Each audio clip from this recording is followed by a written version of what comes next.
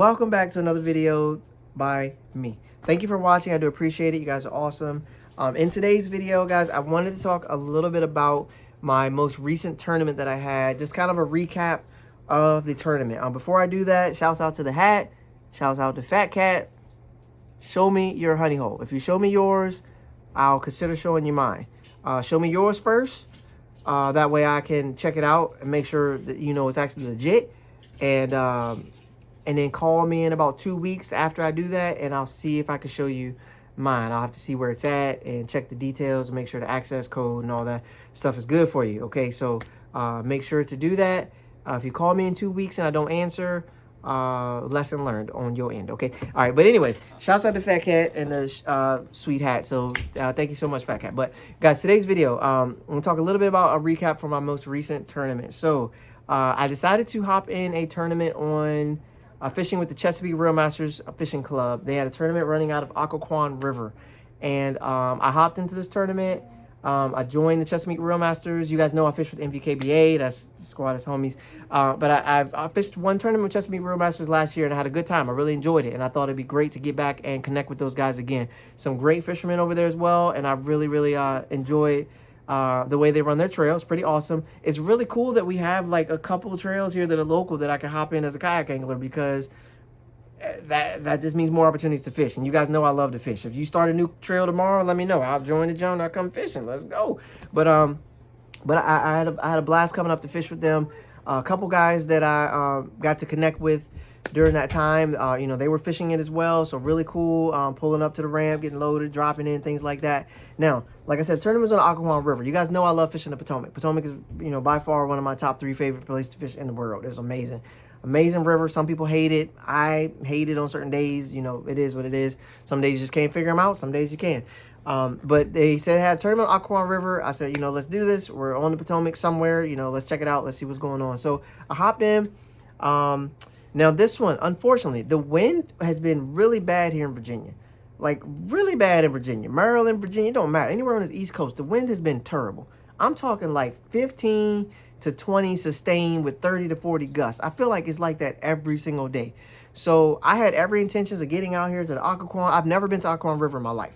I've never been up the Occoquan River. Let's put it that way, in my life. I've never been to Occoquan Regional Park. I didn't even know where it was. I had to look it up to get the directions for it, the address and all that. I look on the map, it just showed Earth.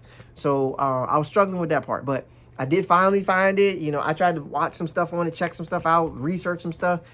Okay, it's not a very well-known spot for you to be like, you type in the Potomac River, it's going to pull up some stuff. You type in Occoquan River, it pulls up like the beautifulness of it, but as far as like fishing stuff, it was interesting. So needless to say, I hopped in the tournament, got signed up, was ready to rock. I had every intention of getting out and practicing for it. And the day I had scheduled to go out and practice for it, the weather just was terrible. Just not conducive to going up to a brand new body of water, trying to figure it out. It's about an hour and some change drive away from my house, like an hour and a half drive from my house. With traffic, with no traffic, it can be like 47 minutes. But with traffic, it's a terrible drive, hour and a half away. So I kind of was like, the wind just didn't really cooperate. And as much as I love to just go fishing, you know, I'm like everybody else. I have to exercise caution when it comes to kayak fishing, guys. I have to. I have no choice, because this kayak fishing is basically just me in a kayak in a new body of water by myself. I'm good. That's the one thing about these type of trail and tournaments is, sir. I gotta fix all my stuff again. Oh my goodness, guys. Okay. No, hey, relax. Thank you. That's the one thing about the kayak tournament trail, guys, that I love, is that I can operate in it within my own pace and within my own comfort level. Because one of the big things that they preach in these kayak meetings is safety. Safety first, knowing your limitations. Don't do anything that's going to jeopardize your home arrival. You know, things like that. You can't do that. So I know myself. I know what I can do. I know what I can put myself through. My old town can handle literally anything, but I know, you know, for me personally, what I need to do.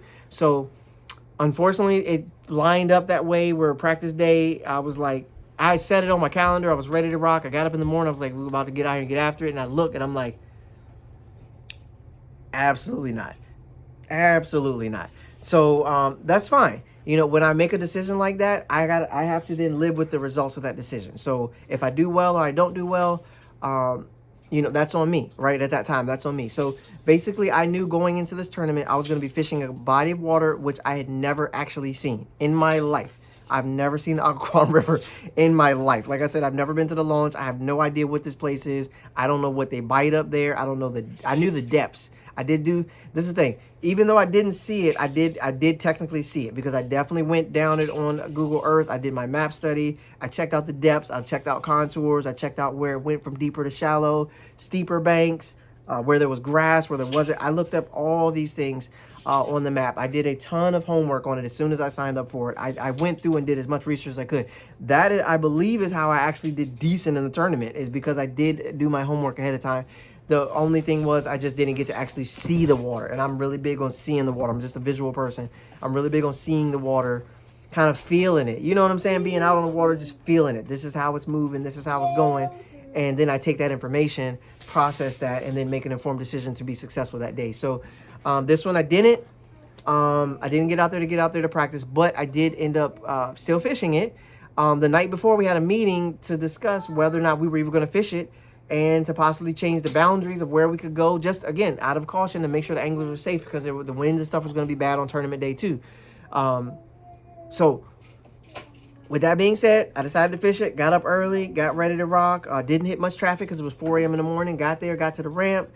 Cold 30-degree temps. I had my gloves on. I had my hand warmers, everything like that. Got there, got my kayak ready, dropped it in the water, sat for a little bit, ran into my new buddy here, Tim Jennings. Ran into a couple people there, got to chat, you know, a little bit, whatnot. Get to chatting with a couple of the guys there at the ramp. Not a bunch of them, because tournament morning and tournament day, I'm really locked in. I feel like if you can talk to me on the water, you're too close to me.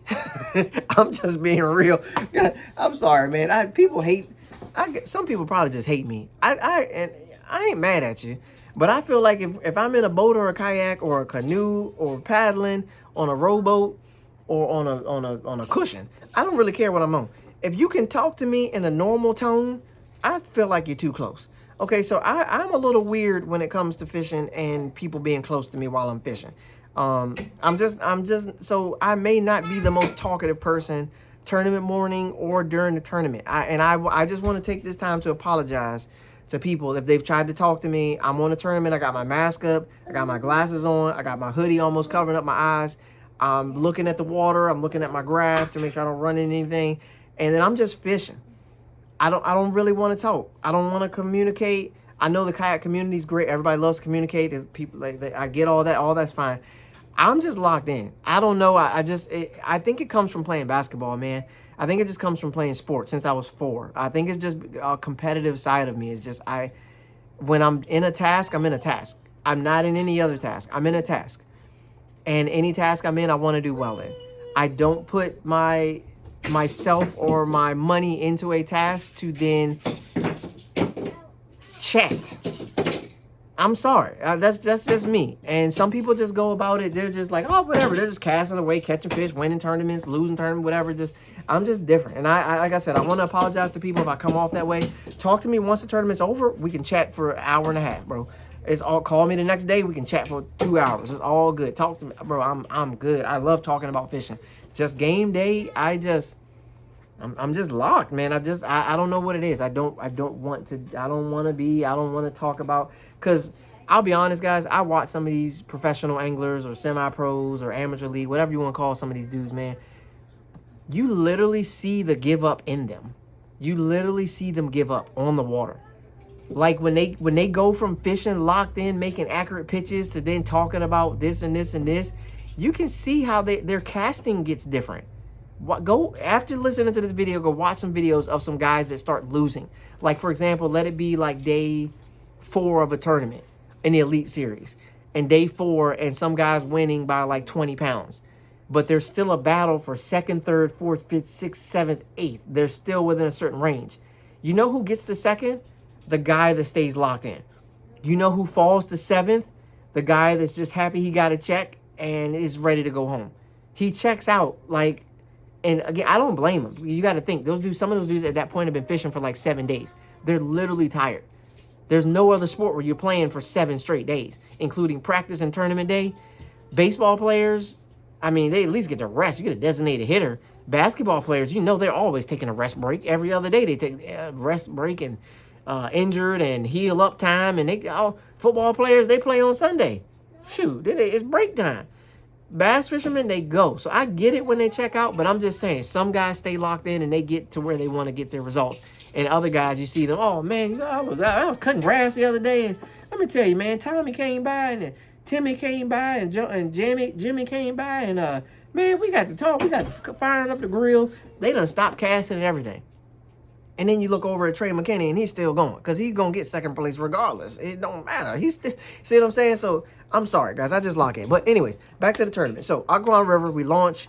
I decide to make a move, even though I saw the other anglers go a certain way. I decided to make a different move. I decided to go the opposite direction of all the other anglers that I saw. In hindsight, I would have done it again, because I just said I don't like to be talking to people and going. I like to go where I'm going. Now, because I kind of knew where they were going, and I had fished that area before, I had that in the back of my mind to go down to this area and go fishing, because I've smashed them in this area. One of my trophies up here came in that area. Anywhere down there near that Belmont, down there with the dock and all that. Guys, this is, I mean, look right here. Both those trophies right there came somewhere in the water in that area, somewhere down there. If you get me near that area, I promise you I know how to catch them.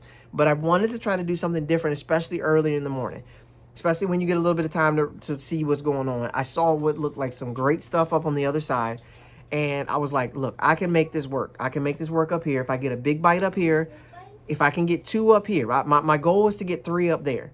And then I was going to head down. If I didn't think I could get 5, I was going to head down and just go fish the regular stuff with everybody else. Get right in the mix like I do on the river. With any time I'm on the river, jump right in the middle, find my spot, get in the loop of circle, and just go to work. That was my plan. But I was hoping I could get something going up there. So I went up the river. I think it's up the river. I really don't know. It's where the river turns into rocks and you can't go up any higher. I decided to go up. And yeah, I fished my tail off. I mean, I'm talking about throwing everything I could throw at everything I saw. I wasn't seeing a lot, to be honest with you. I didn't see a lot to actually throw at as far as fish. A lot of cover, not a lot of fish.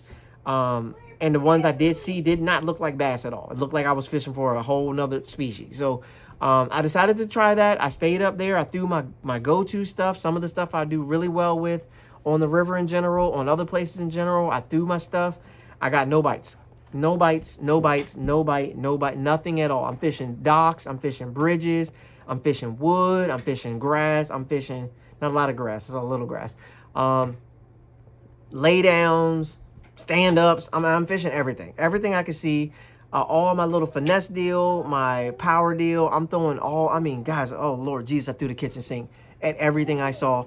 I just wasn't seeing bass though. I was seeing marks, I just didn't think. From what I've been seeing, just didn't think I was seeing no bass at all. And then I look at how they react to what I was throwing. They're literally just running away. So I'm like, this ain't it. I don't know what I'm fishing for. I think perch, crappie, stripers, all of these things, carp, all of that. But I'm just not seeing bass. So I decide to stay up that area. Tournament starts at 7. It's like 11. I've got no bite, not a sign of a bite, not a whiff of a bite, not a sniff of a bite. Not a thought of a bite. I mean, nothing. So I decide to, at that point, call an audible and start working my way down. Even though I got nothing, I'm like, all right, we about to go fish in the crowd. We're going to see what it is. Like, we got to go figure it out. But I knew when I make that drive, I have pedals, guys. And I knew that if I started down there against the water, that it was going to be a nightmare. It was going to be an absolute, and the wind was supposed to be bad. Like, the rain was supposed to come. It's still cold. I'm like, this is going to be a nightmare. Like, this is going to be an absolute nightmare. And I really don't know if this is what I want to do. So I start working my way down. I stop and fish everything that looks good on the way. Bridges, docks, everything, all that. Nothing. I get to one stretch of bank. And I'm like, okay, let me try this. So I pitch over there with a crankbait. End up getting a bite. I'm like, and this is like 11:35, something to 12. I'm like, I end up getting a bite. I'm like, okay. Get it, look at it, looks like a catfish, gets off, breaks my hook. I'm like, okay, whatever. So I fish the river all the time. I know how this works. If I get a bite, I'm staying in that area to get another bite. It looked like a catfish. I never really saw it. I don't really know what it was, but it looked like a catfish. So I pitch over there probably 30, 40, 50 more times, nothing. I get to working down the bank a little bit more. I see something up against these rocks on the side. I'm like, this could be.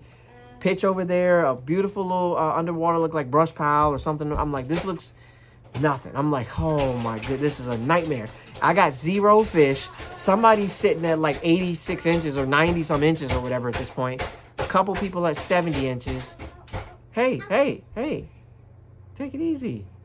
A couple people like 70 something. I'm like, I got nothing. I'm on the river, my first time on the river all year. I didn't even mention that. This is my first time on the river all year. I hadn't even been on the river. I hadn't even seen the river all year. I just saw the river for the first time at this tournament. So I'm like, okay. But to be fair, I've been fishing the river almost every day, sometimes twice a week for 6 years. So not seeing the river doesn't really mean anything to me. I just got to get there. Once I get there, it's pretty quick to figure out what's going on. So start making my way down. I finally start to see some stuff that I'm used to seeing. Because, again, I don't fish up the Occoquan. I make my way down. I start finally seeing some of these docks that I'm used to seeing. Around that time, I pull up. I fish a dock. The club, they come around with a camera boat, which is pretty cool. Put me on a live stream, all that. I'm like, oh, this is super cool. I'm enjoying my time on a live stream. You guys know I live stream all the time, so that's normal for me. I love being in front of the camera, live streaming. That's awesome. So I'm there. I'm on a dock. I'm fishing a stretcher dock. Making a couple pitches. I'm seeing some marks though, and these are bass. I'm like, okay, we might be in a little area, might be around something. So pitching in, can't get bit, pitching, can't get bit, pitching, can't get bit. Talk to the camera boat a little bit. Carl and the guys, Justin and the guys with the 410 baits. Shouts out 410 baits, Chesapeake Reel Masters. But yeah, I'm flipping this dock. I'm throwing a couple things around there, trying to get bit. Nothing. Skipping my Cinco, Texas rig, doing my normal stuff. Nothing. So I'm like, all right. The camera boat's on me. I'm sitting there. I'm letting my bait kind of marinate in there a little bit. Next thing I know, I feel a tug. I'm like, oh, camera boat's on me too. Feel a tug. Ooh, go for it. Set the hook. Bam, got him. Like, all right, that feels good. Got a bite. Get him in. It's 11 inches. Oh man, here we are again. Now we're at like 12 something. We're like 12, 15. I got nothing. I got one short on the dock. I see a bridge, something coming up next. The water gets real shallow. I get stuck on the rocks. I get off the rocks. Keep going down, make a few more casts. Then I see like a channel thing out there, some channel deal. I'm going past it. As I'm scanning past it, I see a bunch of fish on it. I'm like, okay, I gotta fish this. Got to take a look at this. There's boats coming up all right beside me, fishing all on top of me and whatnot. It's just foolishness, but whatever. I'm used to it. It's the river. It is what it is. If you're going to fish the river, know what you're getting into and just deal with it. So I hopped on there. I started fishing this channel marker. I kept getting blown down the river trying to fish the marker, so I turned the other way and cast back up at it. Sure enough, end up getting one off the marker. Texas rig. Bam. Got him. Clean up, crawl. Cleans up again. Let's go. Got one on the board. I'm like, okay.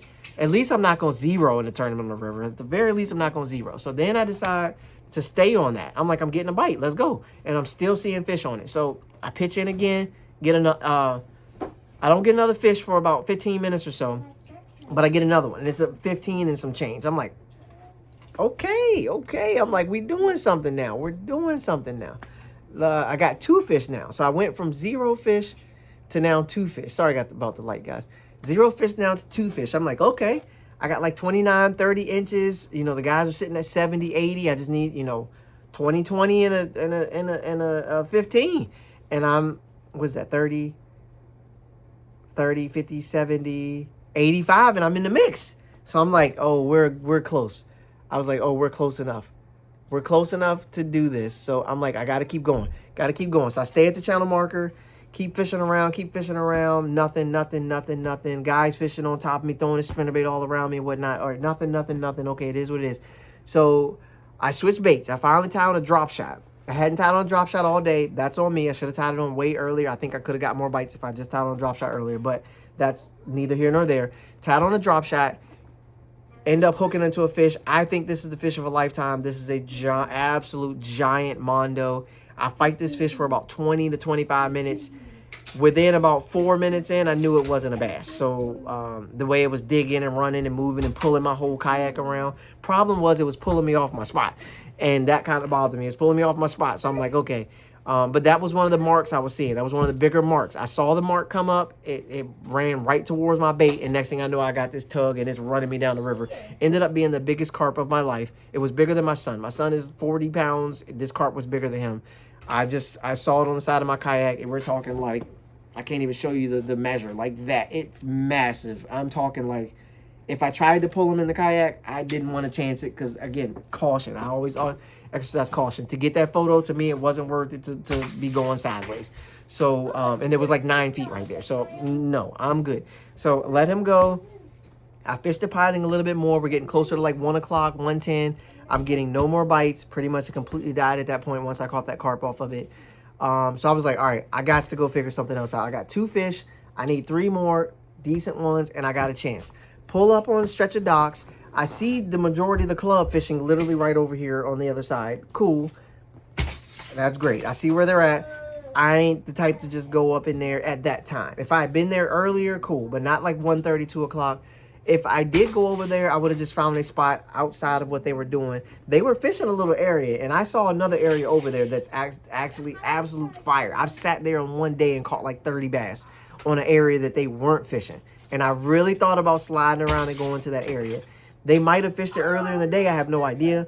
But that stretch right there where I saw a lot of the club members at, absolute money. Everybody knows that, though. We all know it's money. Just a matter of who's going to catch them in that spot. Again, I didn't go down there.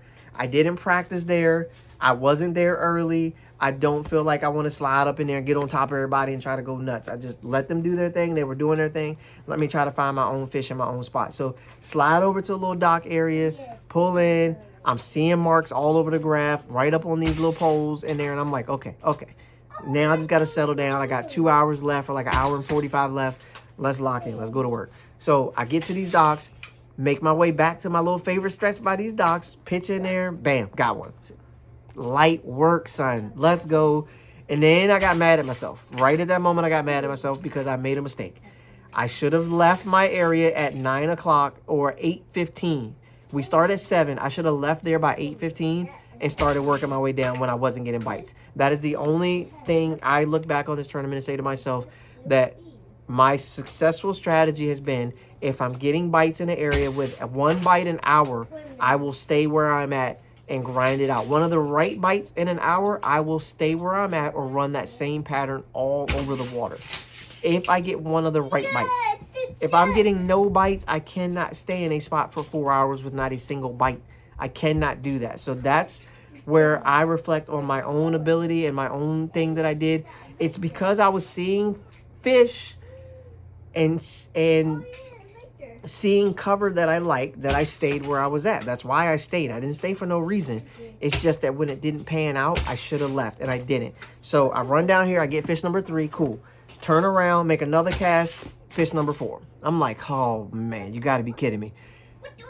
I'm watching them run up and eat my drop shot. It's insane. It's like clockwork. It's crazy. I got around aggressive fish, and they ate. It was that simple. So like I said, I should have just changed my strategy. So I circle around again, kind of put my boat up on the side where I can kind of make these casts. With a few minutes later, got another one. I decided to pull over like on the side and make a cast down to cover like all the docks in one row. That's where I end up getting my better fish. I'm like, man, you've got to be kidding me. I fish around that area for a little bit longer, have a couple more followers, but they don't commit. I think they were small anyway. End up leaving that dock, going around. I was like, I got to hit one more dock. It's like 2 something at this time. I'm like, dude, if I don't get a big one this last little 30 minutes, it's, it's done. And then I got to paddle back against the tide, which I didn't want to do. But I had to get back home. So what is what it is. So I move my way around to the dock. I go this other dock. I pull up in there, and I'm not seeing anything in there. I'm like, this is crazy. I got 13 foot of water going into 4. There's got to be something here.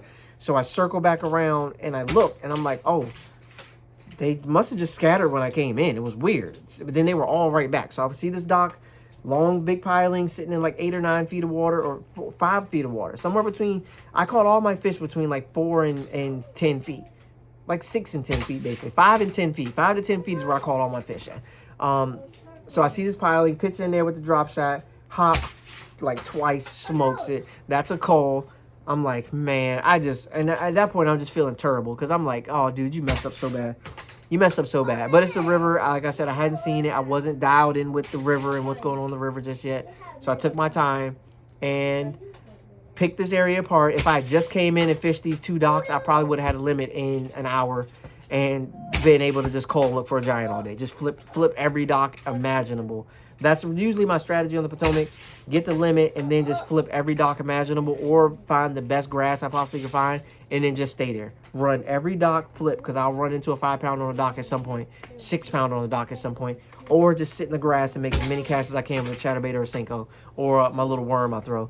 And eventually I'll get a giant. That's literally my whole strategy. It's not rocket science. You have to get a system out there, or rattle trap, lipless or something like that. Just sit there and just... There's certain things you can do on the river that are going to get you bigger bites. Throwing a frog, these same things. You can just get in the area, milk it to death.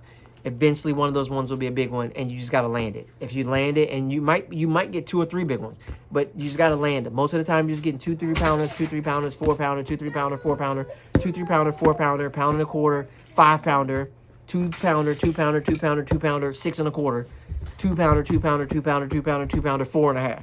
That's literally like how the river is 10 out of 10 times. That's what it's going to be. Swim jig, chatterbait, Senko, worm, Texas rig, whatever the case may be. Fish, giant. So, I felt like I messed up at that time. But, you know, again, I did what I did based on the information I had, piecing it all together. I'm very proud of myself, even though I was hard on myself. I'm very proud of myself for making that adjustment, making that run, pushing myself, paddling as long as I did. Couldn't feel my legs burning so bad. When I got back to the ramp, I didn't feel good. I felt terrible. I literally had to find and take some pain medicine and eat so I could take that pain medicine. So I got back to the ramp and had to take some pain medicine and chill out for a second. I took my absolute sweet time when I got back to the ramp because my legs were horrible. My back was actually not bad, but I had to take my time, get myself together, and then proceed. And then I couldn't find my pain medicine, so it took me forever to find my one pain medicine. I put it inside my inside jacket pocket, couldn't find it. Finally found it, went and got some food at the brickmaker's place, got a nice little sandwich and something there.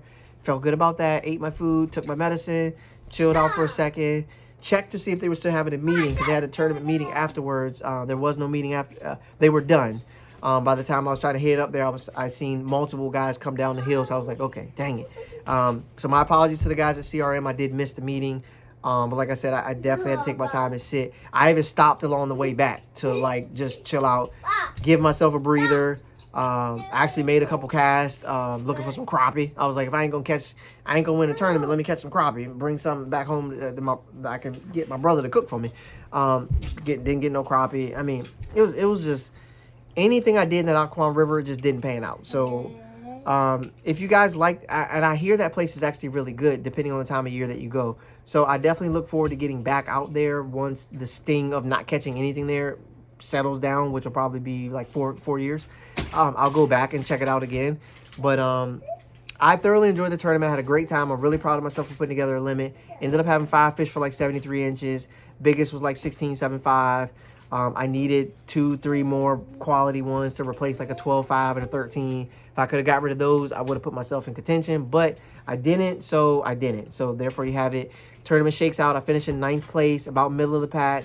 We're still a top 10. So my tournament finishes so far this year: 1st place, 2nd place, 9th place. So all things considered, as bad as I made that sound, it's still a 9th place finish. Still have 3 top 10s, 3 kayak tournaments, 3 top 10s. I'm sorry. To me, that's about as best of a season as you can start. I'm sitting 2nd place in AOY in one tournament trail. I'm sitting 7th place in AOY in another tournament trail. So I'm fishing 2 tournament trails, and I'm sitting top 10 AOY in both, which means I have a chance at AOY in both. I didn't wreck it on the first derby of the season. All I got to do is be consistent, and I have a chance in both leagues to try to finish at the top, qualify for the Classic, and then try to make the most of the opportunity there along the way and when I get there. So I'm excited. Great start to the year. Thank you for Chesapeake Reel Masters for the opportunity to get out there. Thank you, Carl, for the amazing photos. I appreciate it. Thank you, Justin from 410 Baits, for the wonderful conversation and being the camera boat out there. Check out the baits. I'll leave a link for 410 Baits in my bio below. But, guys, awesome opportunity. Great to be out there fishing with those guys. The river, obviously, when I got around them, they bit. Nothing's changed. If I get around them, they're going to bite on the river. The river fish let you know when they're there very quickly, and they let you know when you need to do something else. you always need to do something else. If you're not getting bit in an hour, you need to do something else. You may not want to leave your primary area if you're not getting bit in an hour. You may just want to circle around a little bit, because when you leave, someone will win the tournament off your spot. If it's that good of a spot, you move. Someone knows you moved, and they will move in on your stuff. And you will lose the tournament, and they will win. And they will tell you about how they won off your spot. So when you're fishing the river, you have to be mindful of those things. You can circle, just don't circle too far from your spot. I literally had it happen to me in a BFL. I had a boater who sat on a spot all day because he knew this was the juice. After we didn't get bit for 4 or 5 hours, he circled up, back, around, sideways, up, back, but he made sure he stayed close enough to that spot. Soon as we left that spot, the guy that won the tournament pulled right in on it and caught like 9 bass. He caught a limit for me and my boater off that spot that we had sat on all day. I've seen it happen on the river multiple times. A guy will tell you he won the tournament sitting in the spot that you left too early because you left. It was 15 minutes to go. You left. He caught 5 in the last 5 minutes and beats the brakes off you. So you got to be mindful of that if you're fishing the river. You got to know when it's time to fold them. But if you're going to fold them, if you don't want to actually fold them, don't leave your spot. Don't fold. Like, you know, hold your cards a little bit longer. Look at them, flip them around, see if they change a little bit. Then, you know, make sure you stay as long as you need to stay. But sometimes you got to know if you're not getting the bites, it's not happening. You got to pull off. The fish are biting somewhere. Remember that on the river, the fish are biting somewhere. They are biting somewhere on the river. There's never a time when they're not biting. They're biting for someone somewhere on the river. It can either be you they're biting for, or it's going to be the guy that wins the tournament, and you're going to hand him your money at the end. So thank you guys for watching. This is my tournament recap. It went way longer than I planned on because I ramble and I rant, and then I talk about different things, and I get back to my topic. But thank you for watching. Thank you, Fat Cat. Remember, show me your honey hole. I'll consider showing you mine about 4 weeks after you show me yours.